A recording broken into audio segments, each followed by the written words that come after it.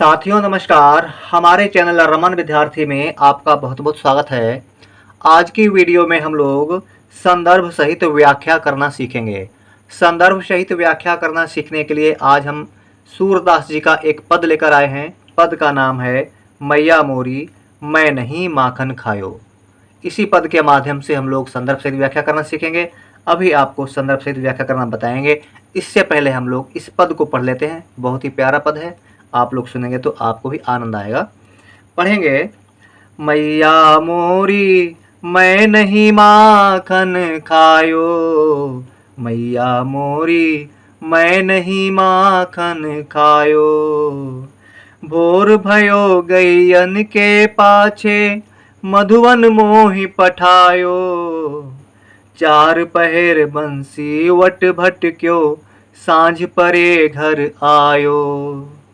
मैं बालक बहियन को छोटो छीको के विधि पायो। ग्वाल बाल सब बैर परे हैं बरबस मुख लपुटायो। तू जननी मन की अति भोरी इनके कह पति आयो। जिय तेरे कछु भेद उपजी हैं जान परायो जायो। एहले अपनी लकुटी कमरिया बहुत ही नाच नचायो। सूरदास तब भी हंसी जसोदा लयूर कंठ लगायो। मैया मोरी मैं नहीं माखन खायो। आइए अब हम लोग इस पद का संदर्भ सहित व्याख्या करें। पहले हम लोग संदर्भ लिखेंगे। पहले संदर्भ लिखा जाता है तो इस तरह लिखते हैं कि प्रस्तुत पद्यांश हमारी हिंदी की पाठ्य पुस्तक। अब आपकी पाठ्य पुस्तक का क्या नाम है, अपनी पाठ्य पुस्तक का नाम लिखें, क्योंकि अलग अलग क्लास में अलग अलग जिला और राज्य में अलग अलग पाठ्य पुस्तक में अलग अलग जगह ये पद दिया जाता है। बहुत ही प्रसिद्ध पद है। ये इंटर तक भी पढ़ाया जाता है, हाई स्कूल में, जूनियर हाई स्कूल में अलग अलग जगह अलग पढ़ाया जाता है। ठीक है, तो लिखेंगे प्रस्तुत पद्यांश हमारी हिंदी की पाठ्य पुस्तक। यहाँ पर हम उदाहरण के लिए ज्ञान भारती कह देते हैं। ठीक है, तो प्रस्तुत पद्यांश हमारी हिंदी की पाठ्य पुस्तक ज्ञान भारती के सूरदास के पद।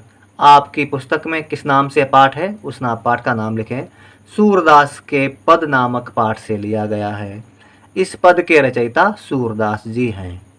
ये हो गया संदर्भ। ठीक है, अभी हम लोग इसका प्रसंग भी बताएंगे। पहले संदर्भ एक बार फिर सुन लें। प्रस्तुत पद्यांश हमारी हिंदी की पाठ्य पुस्तक ज्ञान भारती के सूरदास के पद नामक पाठ से लिया गया है। इसके रचयिता सूरदास जी हैं। अब लिखा जाता है प्रसंग। ये संदर्भ हो गया, विराम लिख दें, नई लाइन पे आ जाएं। प्रसंग लिखेंगे। प्रसंग का मतलब होता है इसके बारे में थोड़ा बता देना, ताकि पढ़ने वालों को पता लग पाए कि कहाँ का प्रसंग है, क्या बातचीत हो रही है, इसकी पृष्ठभूमि क्या है। ठीक है, तो प्रसंग में लिखेंगे प्रस्तुत पद्यांश में मैया के श्री कृष्ण को ये कहना कि तुमने माखन खाया है, और श्री कृष्ण भगवान किस तरह अपनी मैया यशोदा को नए नए तर्क देते हैं कि उन्होंने माखन नहीं खाया है। वहीं का ये चित्र है। बहुत ही सुंदर ढंग से सूरदास जी ने, बहुत ही प्यारे ढंग से सूरदास जी ने ये चित्रित किया है अपने शब्दों में, और बहुत ही आनंददायक है। तो इस तरह से लिखेंगे प्रसंग। ठीक है, लिखेंगे प्रस्तुत पद्यांश में श्री कृष्ण भगवान अपनी मैया से अपने माखन ना खाने के नए नए तर्क प्रस्तुत करते हैं, और बहुत ही अच्छे तरीके से उन्होंने, सूरदास जी ने ये पद को लिखा है, और मैया और यशोदा के बीच में, कन्हैया और मैया के बीच में जो बातचीत हो रही है वहाँ पे प्रस्तुत किया है। ठीक है, ये हो गया प्रसंग। अब व्याख्या करेंगे। व्याख्या मतलब अपने शब्दों में इसका अर्थ बताना। ठीक है, अनुवाद अलग चीज़ होती है। अनुवाद शब्द बाय शब्द लिखा जाता है, व्याख्या अपने शब्दों में की जाती है। ठीक है, तो व्याख्या क्या है, शुरू करते हैं। मैया मोरी मैं नहीं माखन खायो। कन्हैया कहते हैं, हे मैया मैंने माखन नहीं खाया है। जब मैया ने इस कन्हैया से कहा कि कन्हैया देख तेरे उल्हाने आ रहे हैं, सखियाँ गोपियाँ शिकायत करने आई हैं कि तू सबका माखन चुरा चुरा के खाता है, सभी परेशान हैं, सब शिकायत लेके आई थी हमारे पास। इस तरह जब मैया कन्हैया से कहती हैं तो कन्हैया कहते हैं कि हे मैया, हे माता, हे माँ, मैंने माखन नहीं खाया है। और किस तरह वो नए नए तर्क देते हैं माखन ना खाने के। कहते हैं, भोर भयो गैयन के पाछे मधुवन मोहि पठायो, चार पहर बंसी वट भटक्यो सांझ परे घर आयो। कहते हैं भोर भयो यानी कि सवेरा, भोर माने सवेरा, भयो माने होना, गैयन माने गाँव, के पाछे के पीछे, मधुबन जहाँ पे कन्हैया जी गाय चराने जाते हैं उस वन को मधुबन कहते हैं। ठीक है। मोहि माने मुझे, पठायो माने भेजना। सवेरा होते ही गऊओं के पीछे मधुबन मुझे पठा देती हो, भेज देती हो। और वहाँ पे हम चार पहर, चारों पहर यानी कि पूरा दिन, चार पहर बंसीवट यानी कि वहाँ पे जो, जहाँ पे श्री कृष्ण भगवान बांसुरी बजाया करते थे, जिस बट वृक्ष के नीचे, जिस बरगद पेड़ के नीचे श्री कृष्ण भगवान बांसुरी बजाते थे, उसे बंसीवट कहते हैं। तो चार पहर यानी कि पूरा दिन उसी बंसीवट के आसपास भटकता रहता हूँ मैं। भटकता माने वहाँ घूमना फिरना, परेशान होकर घूमना, यानी कि भटकता माने परेशान होकर घूमना।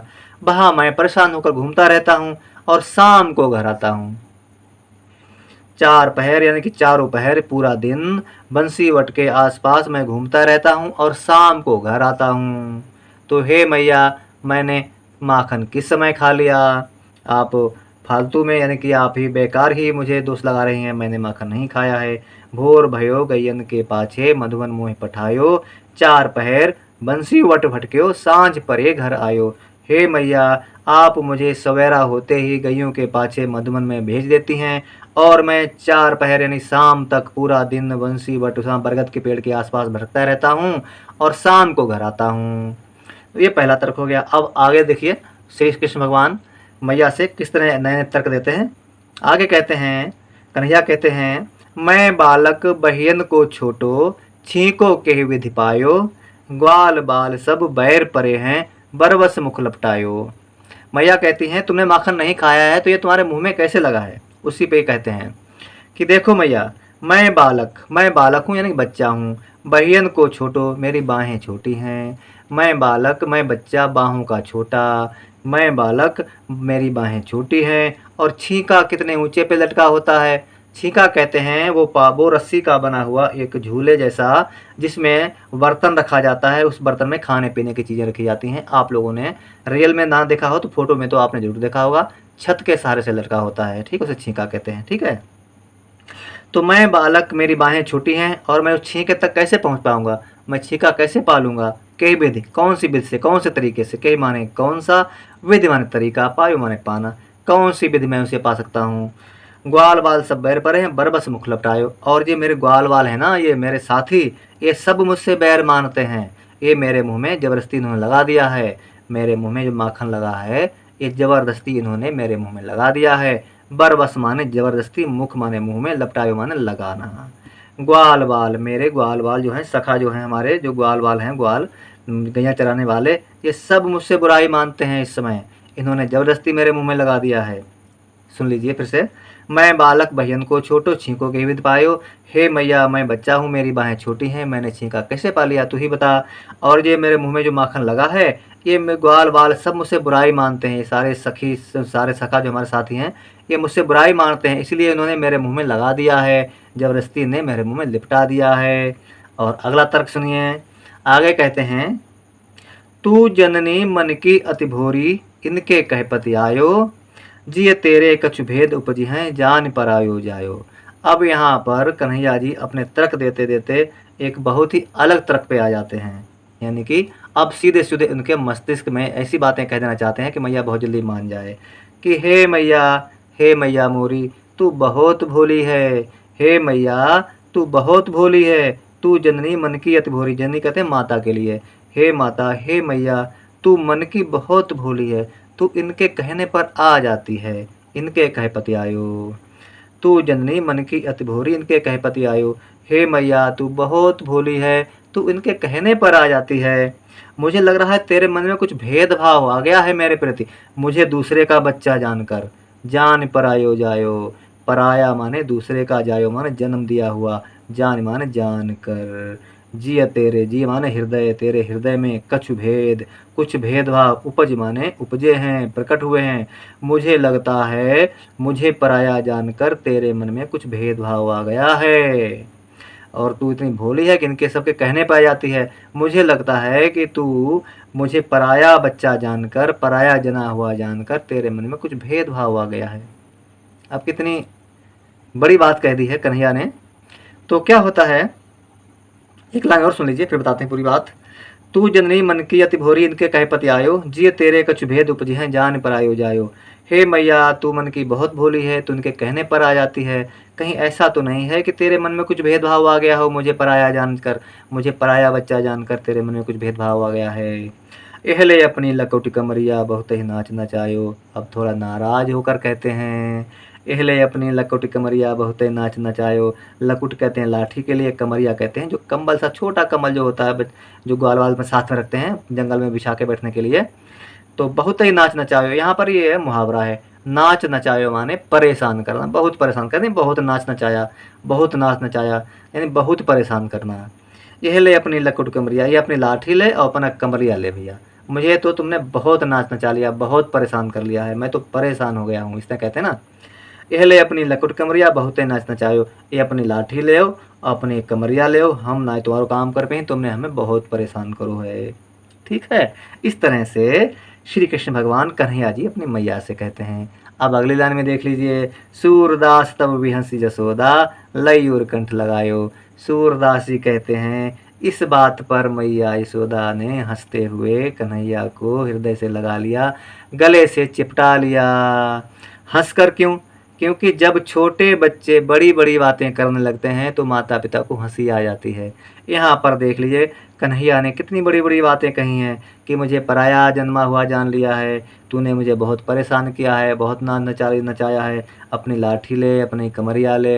यानी कि जब छोटे बच्चे बड़ों की तरह बातें करते हैं तो माता पिता को हंसी आ जाती है। तो यहाँ पर सूरदास जी कहते हैं, तब यशोदा माता ने हंसते हुए कन्हैया को हृदय से लगा लिया, अपने कंठ से लगा लिया, कंठ लगायो। तो दोस्तों, ये थी आज की वीडियो जिसमें हम लोगों ने संदर्भ सहित व्याख्या करनी सीखी और बहुत ही अच्छा प्यारा पद था आज का, और हो सकता है हमने आपको अच्छे से समझा पाए हों, और इसके लिए हम आपके आभारी हैं कि आपने वीडियो पूरी देखी और हमने अच्छे से समझा पाया या नहीं, आप हमको कमेंट्स बॉक्स में अवश्य बताना। ठीक है, प्रयास तो हमने पूरा किया है कि आपको अच्छे से समझा पाएँ। तो लाइक भी कर देना हमारे इस वीडियो को, और हमारे चैनल रमन विद्यार्थी को सब्सक्राइब भी कर लीजिए। और इस तरह की वीडियो आप और चाहते हैं तो कृपया कमेंट्स में ज़रूर लिख दें, क्योंकि ये हमारी पहली वीडियो है संदर्भ सहित व्याख्या की। इस तरह से और भी पद हैं या चौपाइयाँ हैं या दोहे हैं कबीरदास जी के और रहीम जी के, इस तरह की और भी हम व्याख्या करके आपको बताएंगे। इस तरह की वीडियो अगर आप चाहते हैं तो ज़रूर हमें कमेंट्स कर दें, ताकि हमारा हौसला बढ़े, आगे हम काम करने के लिए प्रोत्साहित हो सकें। ठीक है, तो मिलेंगे हमारे अगली वीडियो में, तब तक के लिए जय हिंद, जय हिंदी।